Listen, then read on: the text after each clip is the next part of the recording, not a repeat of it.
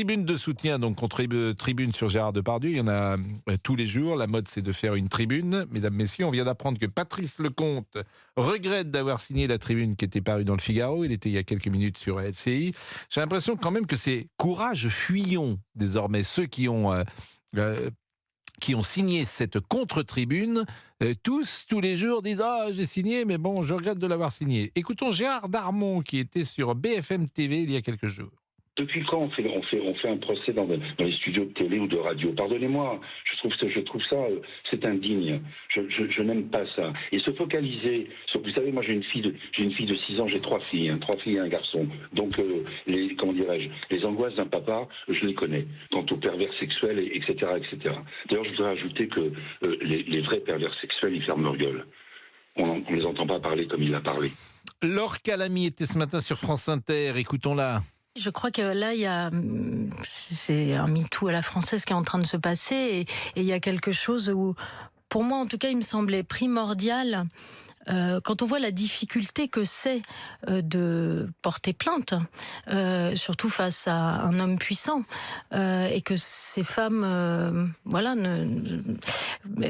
en tout cas les déclarations qui ont été faites par le président de la République sont camouflées. Sont un camouflet. Non, le président de la République, me semble-t-il, le président de la République, il parle simplement de la présomption d'innocence. C'est tout, ni plus ni moins. Donc moi je veux bien qu'on remette la présomption d'innocence et qu'on la mette par terre. Je veux bien que les procès, comme dit Gérard Darmon, soient instruits à la télévision ou à la radio, mais évidemment ça pose problème. Pour le moment, tu as une enquête qui est en cours, me semble-t-il. Mais dire ça, c'est pas attaquer le mouvement MeToo. C'est pour ça qu'on est aujourd'hui sur des positions invraisemblables. MeToo, c'est indispensable à la société française. La parole, effectivement, des femmes qui n'étaient pas entendues, elle est désormais entendue.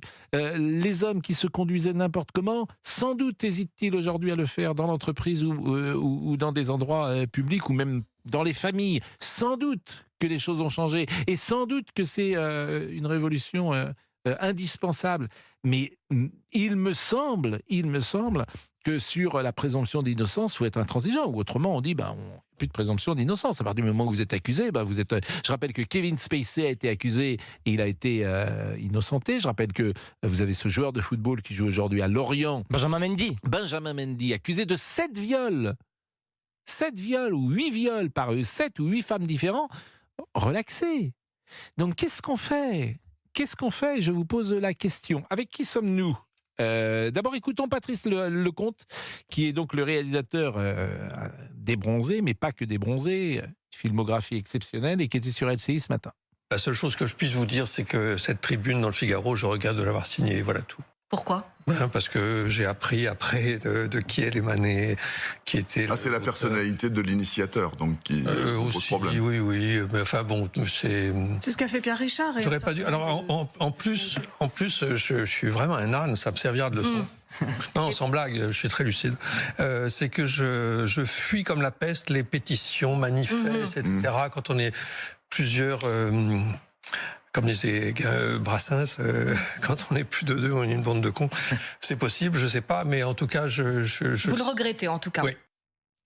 Bon, Patrice Lecomte, évidemment, moi j'ai l'impression, je disais que dans le milieu artistique, c'est courage fuyons, parce que comme c'est un milieu, effectivement, qui... comment dire ça sans être désagréable, si tu ne penses pas comme la doxa de ce milieu, tu es mis à l'index.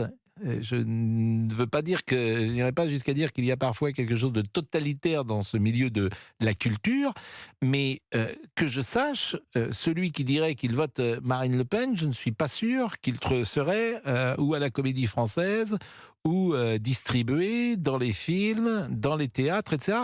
Et je rappelle que, sauf avis contraire, que Marine Le Pen, il y a 45% des gens qui ont voté pour elle au deuxième tour de la présidentielle. Donc c'est vrai que ce milieu paraît vivre en dehors, parfois, du reste de la société. Alors on est avec Arnaud. Bonjour Arnaud. Bonjour Monsieur Pro, bonjour le studio. Et merci d'être avec nous Arnaud. Merci à vous. Votre sentiment, parce que c'est souvent également générationnel, l'avis qu'on a sur Gérard Depardieu. Donc je ne sais pas quel âge vous avez, Arnaud. 37 ans. 37 ans. Ah bah vous êtes entre deux générations, si j'ose dire. Vous n'êtes pas jeune et vous n'êtes pas vieux. Tout à fait. Je suis entre deux générations, ce que j'appelle la génération sacrifiée. Fin 80, début 90. Voilà. Pourquoi sacrifier ? Génération sacrifiée pour la politique qui a été mise en place après derrière. C'est-à-dire, plus précisément, c'est-à-dire que tout ce qui a été fait depuis 40 ans ne vous convient pas ? Mais personnellement, non. Moi, tout ce qui a été fait depuis toutes ces années me convient absolument pas, en fait. Je vois pas pourquoi ça me conviendrait. Hein. Bon, sur l'affaire Depardieu, Arnaud, quel est votre sentiment ? Mon sentiment, c'est ni plus ni moins qu'un coup de publicité pour des gens qui veulent percer dans ce milieu. Le cinéma, surtout le cinéma, on peut pas le mettre dans la culture, on peut pas le mettre à la même place que le théâtre ou que les autres choses. Ça a toujours été des petits cercles d'initiés et qui, en fonction de la politique qui est appliquée, changent. Ça a toujours été comme ça. Depardieu a fait partie d'une génération d'acteurs qui a permis à une génération d'évoluer. Et aujourd'hui, la génération qui le pomme du doigt, c'est quand même grâce à ces personnages-là s'ils peuvent faire les films aujourd'hui. Enfin, voilà. Bon, on marque une pause, Arnaud, et puis on revient sur ce sujet parce que tous les jours il y a une nouvelle tribune. Donc tous les jours il y a une nouvelle tribune et tous les jours il y en a un qui se désolidarise de la tribune qu'il a signée. À tout de suite. Et vous réagissez au 01 80 20 39 21 avec Pascal Pro sur Europe 1. Il y a aussi la page Facebook qui existe. Tribune de soutien contre tribune de soutien sur Gérard Depardieu. La mode, c'est de faire une tribune, mesdames, messieurs. Une nouvelle vient de sortir dans Libération avec un collectif de 150 personnalités. L'art n'est pas un totem d'impunité. Ce qui est tout à fait vrai, bien évidemment. Rétro-pédalage aussi d'artistes comme Pierre Richard, Jacques Weber, Patrice Lecomte qu'on vient d'entendre, qui a regretté son aveuglement, Jacques Weber, après avoir soutenu Gérard Depardieu dans une tribune parue le jour de Noël dans le Figaro. Moi, je ne suis pas sûr de cela. Je pense qu'ils ont peur, tout simplement, maintenant, des effets. Alors, ils disent, j'ai pas vu, j'étais aveuglé, etc. Non, ils ont la trouille. Ils ont la trouille d'être ostracisés et ils n'ont pas envie de l'être. Donc, ils font rétro-pédalage. Quand tu as signé quelque chose et que tu retires ta signature, c'est pas que tu as été aveuglé. Tu savais ce que tu faisais. Jacques Weber, il a 70 ans. Donc, il sait ce qu'il fait. Mais ce milieu, c'est très intéressant, d'ailleurs. C'est très intéressant de voir les us et coutumes du milieu culturel. Tous ceux qui sont en contact avec le milieu culturel soulignent l'intolérance XXL de ce milieu.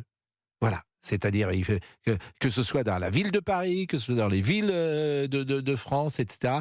Vous avez des castes et c'est des milieux épouvantables vis-à-vis des idées qui ne entrent pas dans le moule. Tous ceux, c'est des témoignages que j'ai dans l'oreille depuis des années. Bon, Arnaud, je vais vous remercier. Oui. Je vous remercie grandement. Qu'est-ce qu'on peut vous souhaiter pour la bonne année ? La santé. Vous avez raison, bien sûr. Bah écoutez, merci. Vous nous appeliez d'où, Arnaud ? Du Beaujolais. Du Beaujolais. Bon, vous avez passé un bon 31 ? Impeccable. Très bon 31, en famille, avec les proches. Et là, aujourd'hui, vous travaillez ? Vous êtes en vacances ? Alors non, malheureusement, je suis en arrêt de travail, mais je suis en reconversion professionnelle après une carrière dans la restauration, 17 ans dans la restauration. Bon, bah écoutez, bon retour après cet arrêt que j'espère momentané. J'espère aussi, parce que ça me met un grand coup d'arrêt là, sur des projets en cours et c'est embêtant. Bon, merci en tout cas à vous. Il est 12h33 et on va passer au classement des personnalités du JDD avec l'entrée quand même très surprenante d'Olivier Guénec. Ça, c'est... Oui. Quelle place 12 750e position. Franchement, je suis assez fier. Hein. Je m'y attendais pas. Personne ne m'a prévenu.